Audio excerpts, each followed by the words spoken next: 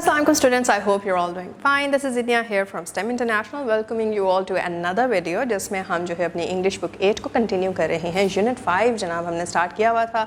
In the last video a man's job की exercise को भी ऑफिशियली स्टार्ट कर लिया था and we had that particular chance कि हम बहुत सी चीज़ों को सीख सके थे and moreover how we could integrate all those concepts जो कि हमने चैप्टर में पढ़े थे इनटू our own expression जब हमारे पास questions आए to solve.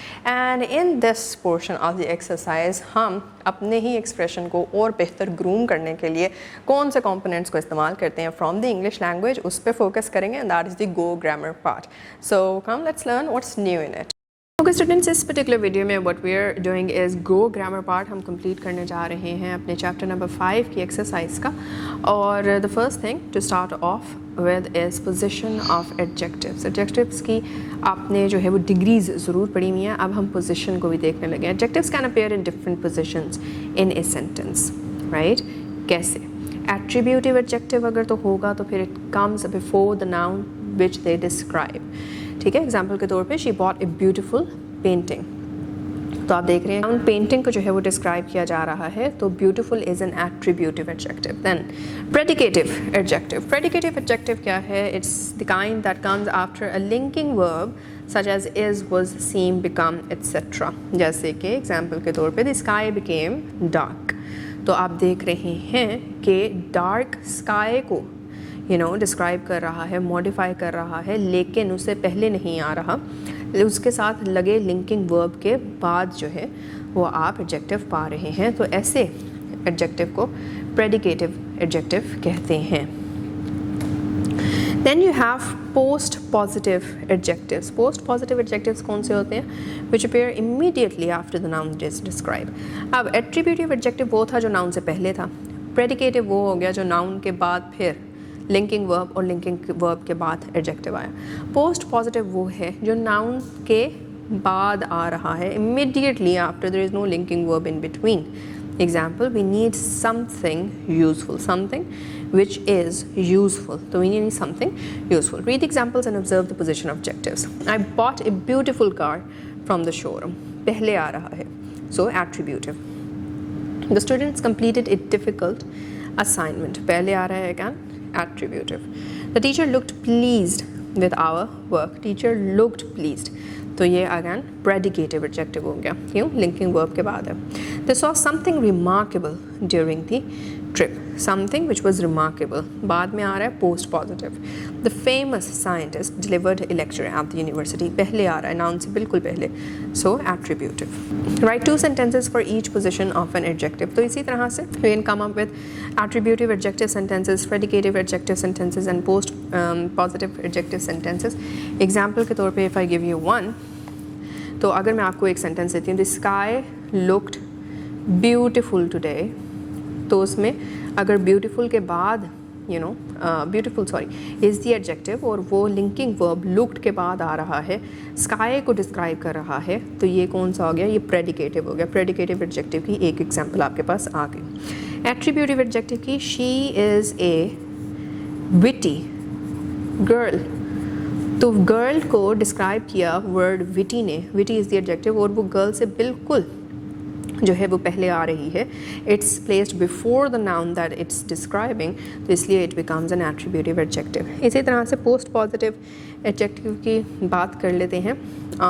We need something delightful for the evening, right? So we need something delightful for the evening. Something which is delightful, तो ये बिल्कुल उसके immediately after the noun that is being described. Therefore ये example होगी post positive adjective की. So use your brains, be as creative as possible and come up with your own sentences as you may. इसके साथ we have adverbial phrases. Phrases के बारे में हमने सुना है. Adverbial phrases क्या हैं उनको भी देख लेते हैं. An adverbial phrase is a group of 2 or more words that functions as an adverb in a sentence. Adverb ही है, लेकिन अब ये एक सिंगल वर्ड नहीं है, ये ग्रुप ऑफ वर्ड्स है जो कि एक एडवर्ब के तौर पे अपना काम दे रहा है. It gives more information about a verb, an adjective और अनदर एडवर्ब.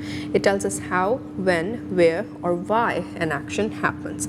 एग्जाम्पल के तौर पे विद ग्रेट केयर. अब ये पूरा का पूरा एक जो क्लम्प है, एक ग्रुप है वर्ड्स का, ये सारी की सारी हमें एक एडवर्बियल सेंस दे रहा है, सो देयरफॉर ये पूरा एक एडवर्बियल फ्रेज बन गया. In the evening, near the river, during the holidays, all these are examples of adverbial phrases. नीचे कुछ एग्जाम्पल्स भी हैं, उसमें भी हम ऑब्जर्व कर लेते हैं कि एडवर्बियल फ्रेजेस की भी पोजीशंस होती हैं वो किस तरह से हैं. She answered the question with confidence. They completed the project in 2 days. The tourists waited near the entrance. He practiced football with great dedication. The students worked during the afternoon. See? So as you can see, all of these are basically groups of words which are acting as an adverb. The next task that we have in our hands is to underline the adverbial phrases in the provided sentences. That's okay. The teacher explained the lesson with great patience. ऐसा ही है. The children played in the playground after school. तो in the playground आ गया. She completed the work with careful planning.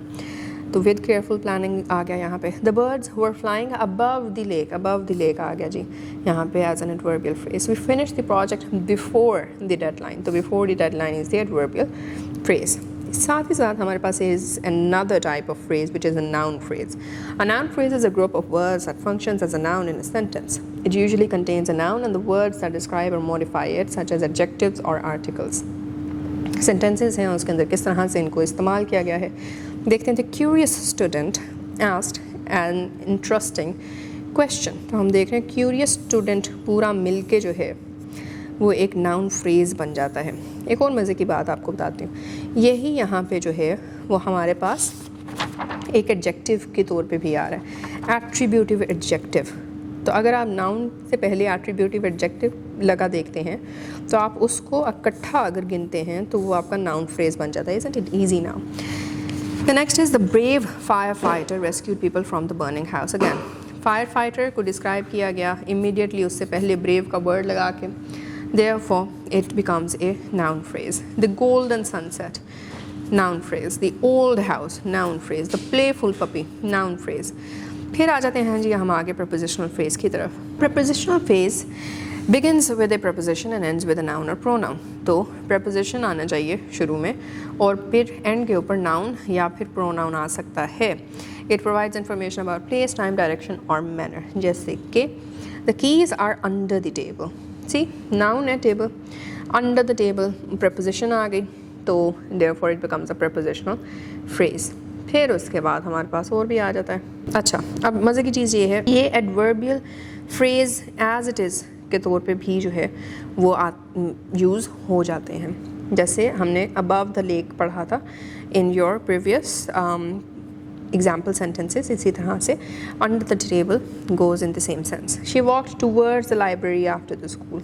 तो towards the library direction की sense आ गई. The books are on the shelf. They waited near the entrance. We will meet at the playground tomorrow. See, जहाँ पे भी direction की sense आ रही है और साथ में end पे noun या pronoun add हुआ है तो वो आपका prepositional phrase बन गया. Now what you have with you is a picture. So look at the picture and write a paragraph using noun phrases and prepositional phrases. For example, अगर हम noun phrase की बात करते हैं जो कि हमने पहले भी देखा attributive adjective के तौर पे होता है.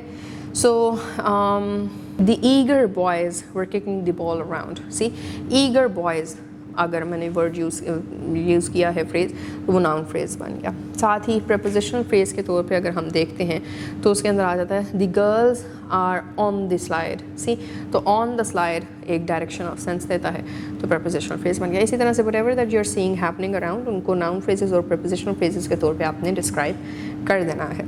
And with that we move towards past continuous tense. Past continuous tense is used to talk about an action that was happening at a specific time in the past. कोई भी ऐसी चीज़ जो कि किसी specific time पे हो रही थी, राइट जैसे कि आप इसको अफर्मेटिव, नेगेटिव और इंटेरोगेटिव तीनों तरीक़ों से लिख सकते हैं. अफर्मेटिव तौर पे अगर इसकी एग्जांपल देखते हैं तो सब्जेक्ट के बाद was, were बिकॉज पास्ट है. वर्ब के बाद ing ज़रूर ऐड होता है और साथ पे ऑब्जेक्ट पे एंड कर देते हैं. सारा was drinking hot water. was drinking, was से हमें पता चल गया पास्ट है, ड्रिंकिंग है मतलब कंटिन्यूस जा रहा है तो पास्ट कंटिन्यूस टेंस है. नेगेटिव के अंदर अगैन was वर्ब के बाद नॉट आ जाएगा वर्ब से पहले तो फिर सारा was not drinking hot water. Interrogative आएगा तो we already know affirmative structure होता है उसका was वर्ब उठा के पहले कर देते हैं, सब्जेक्ट को बाद में ले आते हैं और एंड के ऊपर क्वेश्चन मार्क ऐड कर देते हैं. तो was Sarah drinking hot water? See, it becomes a question instantly. So we have a few examples provided. He was preparing his presentation last night. अब ये पहले की बात है, हो के ख़त्म हो गई है, but he was doing it in that time period. So past continuous. They were practicing for the sports competition, or she was not watching TV while studying. We have a few more examples. That is, the students were discussing their project in the classroom, or were they waiting for the bus when it started raining? See, all of these are basically questioning or talking about things which happened during a time period, and they were continuously happening in that particular time period. So therefore, ये past continuous tense की examples बन गई. Write 5 sentences using the past continuous tense. For example, I was eating my breakfast during lunch. See, now it's absurd, it's different. I was eating my breakfast during lunch or during lunchtime, however you want to put it. इस तरह से करके you can also come up with very fun sentences which kind of, show that your overall goal has also been completed. फिर आ जाते हैं जी हम punctuation की तरफ. Write a paragraph by looking at the picture. Use correct capitalization, commas, full stops and other punctuation marks. You're very much familiar with what capitalization means, right? कभी भी किसी भी सेंटेंस का स्टार्ट करना है तो फिर उसका फर्स्ट लेटर कैपिटल होना चाहिए, फर्स्ट वर्ड का फर्स्ट लेटर. कोमास कहाँ पे इस्तेमाल करने हैं? जब बहुत ढेर सारी चीज़ों की बात हो रही है, कहीं पे भी short pause is required, you use a comma. कहीं पे कंप्लीट स्टॉप इज़ रिक्वायर्ड और अगली नई बात शुरू होने जा रही है तो फुल स्टॉप. और दूसरे पंक्चुएशन मार्क्स जैसे एक्सक्लेमेशन मार्क आ सकता है, इसके अंदर क्वेश्चन मार्क्स भी आ सकते हैं, इसके अंदर किसी कोई बात कर रहा है तो उसके लिए इन्वर्टेड कोमास बीच में जो हैं वो लग सकते हैं, ब्रैकेट्स ऐड हो सकती हैं in order to add some extra details or stuff. तो इस तरह से करके you can come up with apostrophe s itself, another punctuation mark. So whatever suits the description of what is provided, उसके accordingly come up with a paragraph and add the punctuation marks which fit it. जी तो बच्चों 3 बहुत ही ज़्यादा important चीज़ें. Number 1, adjectives की समझ के adjective इन actual sentence structure में कहाँ अप्लाई होता है, कितने टाइप्स हैं एडजेक्टिव्स की, कितनी डिग्रीज हैं एडजेक्टिव्स की, एंड मोर ओवर किस तरह से सेंस को जो है, अपने एक्सप्रेसिव सेंस को जो है वो बेहतर बनाने में एडजेक्टिव्स हमारा साथ देते हैं.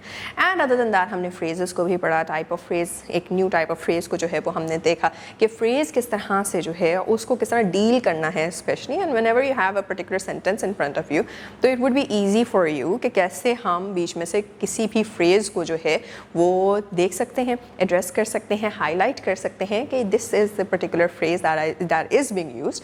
कॉन्टेक्चुअली ये फ्रेज़ ऐसे है, अदरवाइज ये फ्रेज़ ऐसे है. These are all the littler distinguishes जिसको हमने अपने इस journey through the English subject जो है वो सीखते जाना है. And the last very much important thing जो कि हमने आज पढ़ी और समझी और देखी, दैट इज़ द पार्ट जहाँ पे हमने पास्ट टेंस की एक और नई फॉर्म जो है उसको डिस्कवर किया, एक्सप्लोर किया.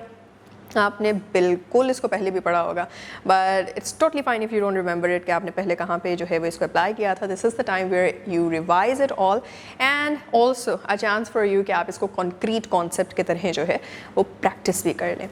So yeah, this was about today. We're not going to meet in the next video. Next video के अंदर we have another portion of this exact exercise जिसको हमने जो है वो complete करना है, the last portion that is, and then we'll be officially done with this chapter.